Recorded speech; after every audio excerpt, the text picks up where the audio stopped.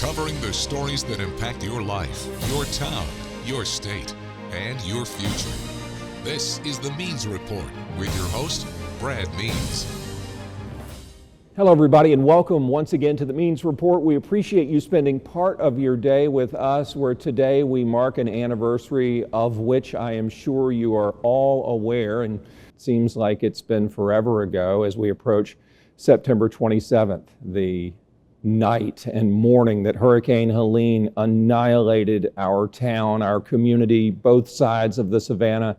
So what's it like 1 year later? What lessons have we learned? We are going to talk to the key players, not only who shepherded us through those moments, those days and weeks, but who continue to work to make sure that we're safer and that we recover better in the future. And of course, we'll wrap up the Means Report, as always, with ways that you can stay in touch and help us get more great guests, like our first one, a man who was right there with us through the thick of Hurricane Helene, Mayor Garnett Johnson, the mayor of the city of Augusta, Georgia. Mayor, thanks for coming back, and thanks for what you did a year ago. Well, Brad, thank you for having me, and thank you for everything that you did during our time of need, making sure our citizens were informed, making sure they were aware where they could receive resources. Well, I appreciate it a lot, you saying that.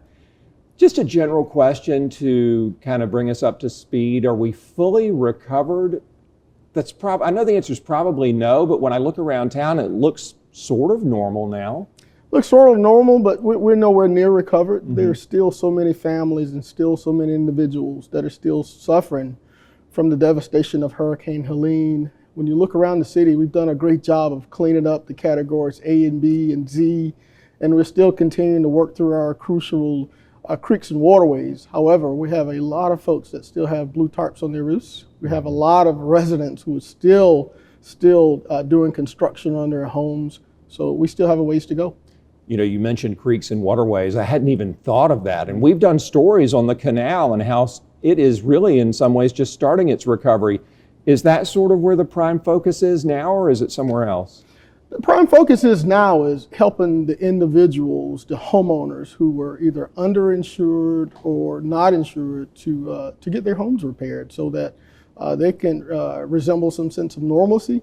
The creeks and waterways are important because, as you know, many of them flow through the rears of our homes. There's so many trees that were down, making sure that for future flood prevention, that we're clearing those waterways. So in the event that we have not only a catastrophic event or a heavy rain, that we're able to get those waterways cleared so that water could flow freely to our rivers and tributaries. Mayor Johnson, if there's one thing I would say that illustrates the devastation of Helene, it's the absence of trees. It shocks our visitors. I'm sure you've heard it when they come to town and say, what happened? Where are the trees? Does the city of Augusta have any plans to replace trees that the hurricane destroyed, or is that more of a homeowner thing where if you want your tree back in your yard, you plant a new one? There's a program that we're working through the long-term recovery group to take a look at what species of trees should be replanted throughout the city. You will start hearing more about that in the coming months as we realize how important our tree canopy is to Augusta, making sure that we replant the right trees.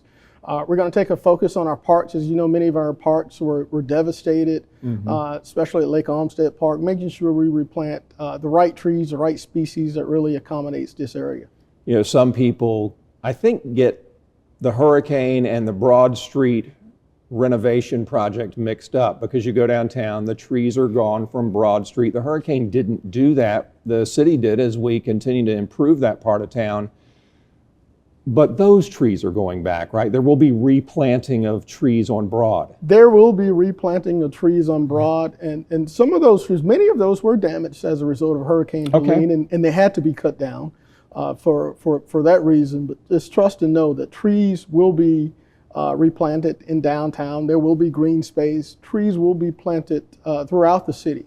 We're engaging some professional arborists, as I mentioned, to make sure that we reincorporate and replant the right species of trees.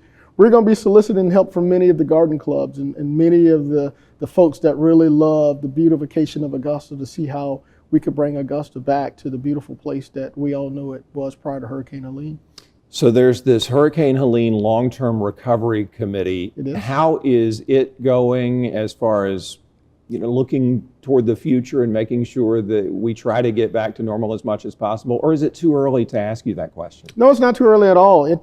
We do have a long-term recovery committee that's led by former Mayor Deke Copenhaver, and I can't thank them enough for their tireless work, for their dedication, for their commitment to helping this city recover from a long-term perspective. They are already engaged. They're working throughout the community. They're meeting frequently, and there's going to be some great announcements regarding that committee coming soon. As you know, we're working very collaboratively through the city, through many of our community partners. So we're really excited about the work they're doing. We also have some help at the state level with the Department of Community Affairs, in which they've recently launched a program to help our homeowners seek some assistance. The second phase of that will be to help renters. So just expect more information to come, but our focus is going to be on helping these people repair their homes, helping them to get back into their homes, to get back to some sense of normalcy, to make sure that they're able to live comfortably.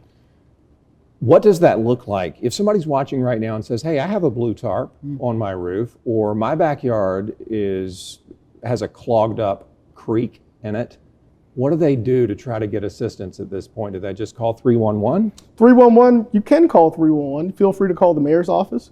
On the 27th, we're going to announce a website where you can go register if you are a homeowner, to request assistance. In the coming weeks, we will also announce a very similar link for renters. So if you're a renter and your landlord has not taken care of the property as a renter, you will be able to also go and register for assistance through the Department of Community Affairs. And these are tens of millions of dollars that are already assigned to Hurricane Helene recovery efforts. So it's so fitting for this area to be able to get that assistance.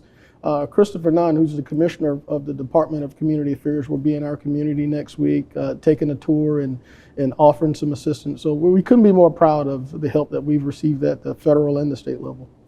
Mayor, this should have been my first question because I think it's so special, but there are plans to honor those who lost their lives in Helene. Dozens of them in the state of Georgia, several of them right here in Augusta. Can you talk about ways to make sure that they're not forgotten?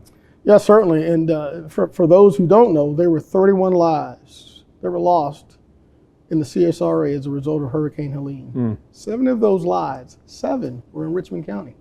So on September 27th at 10 a.m. at the Heroes Overlook at the Augusta Riverwalk, we're going to honor them. We've invited their families, their friends. We're inviting the community to come out because we don't want their legacies to be lost. These were very important members of our community. They contributed so much. Yeah. And their stories are amazing. So I can't wait to meet some of them. I've talked to many on the phone. I've met some personally. But I want to look in their eyes and tell them that we're eternally grateful. We will never forget them, and we will never forget that day. So giving us an opportunity to remember them and to honor them I think it's the right thing to do. You're right. We will never, ever forget it. You mentioned the state and its ongoing assistance. The question I get a lot, I'm sure you get it too, is why didn't we get more attention? At the state and definitely the national level, I know I asked you that last time you were here, but just to kind of refresh the viewers' memories, do you think we got enough attention? Do you think people knew how bad we had it? You know, people didn't. Even the folks in Atlanta. Unfortunately, you're in the news business. Our neighbors to the north in North Carolina, around Asheville, North Carolina, where I had the opportunity of talking to Mayor Edna Manheimer, they received most of the attention because of the sheer amount of flooding that they received. As you know, the storm was not predicted to come this route. It was predicted to go up to 75 and 16 quarter and Macon and Athens and Atlanta. However, in the middle of the morning, it took a turn east, and we woke up to sheer devastation. But just know that once we did get the attention, the resources were released. Can't praise Governor Brian Kemp enough for all the effort and all the attention and all the resources that he provided. The Biden-Harris administration was so helpful in our most desperate time of need when we were struggling to maintain our water system, struggling to get some of the simplest things as drinking water. They were so helpful in that. So this was not a Republican or Democrat or an independent issue. I say all the time, these natural disasters are American and local and state issues that need to be resolved. Probably just two more questions. One is, personally, how did this impact you? Did you have a moment during all that craziness to go into a place by yourself and think, I'm supposed to help this town get through this? Am I up to it? Or Lord, what has happened to my town? Did you ever have a chance, or was it just all business? I did have some time. During that time, I was taking some classes in Athens, and it required me to go a couple nights a week. And I recall that 3-hour quiet time to where it gave me an opportunity to reflect. I was either fortunate or unfortunate not to have cell coverage during that time. So it gave me a time to pray and also to question God. I know this is a test, and I know that I'm your child, but I'm asking for your guidance and your wisdom, and He granted it to me. I never imagined being a mayor to where you would have to help someone to look at a family and tell them that I don't, at this time, have the resources to get your loved one from trapped under that tree. And there were several instances of that in Augusta, Richmond County, and throughout our region. I never imagined having to have difficult conversations about the ability of us losing our municipal water system, where we have thousands of sick patients that were in hospitals, thousands of patients that needed clean water for dialysis, and thousands of patients in nursing homes. But somehow, through His grace, we survived, and we will continue to survive. Amen. And that was my last question is, can we survive another one? God forbid it happens, but have we come up with some sort of a template after Helene that lets us know we know what to do if this happens again? I think our mitigation efforts are getting stronger day by day. We're so grateful that the Augusta Richmond County Commission did approve hiring a full-time EMA director, which I think is important.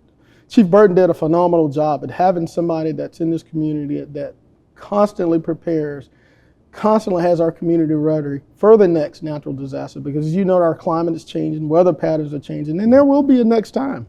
But making sure that we're prepared, that we've reviewed all of the challenges that we experienced, not only during the high storm, but during Hurricane Helene. I believe strongly that this is a very resilient community. We have some great partners now with the City of Augusta. We have some great community partners. So I believe that we're prepared and ready for whatever's next. Well, that's encouraging to hear. Listen, I know you're busy, and I just can't thank you enough for being here. And thank you for leading us through the aftermath of Helene. We appreciate you. Brad, thank you so much, and we appreciate everything that you've done to help get us through this.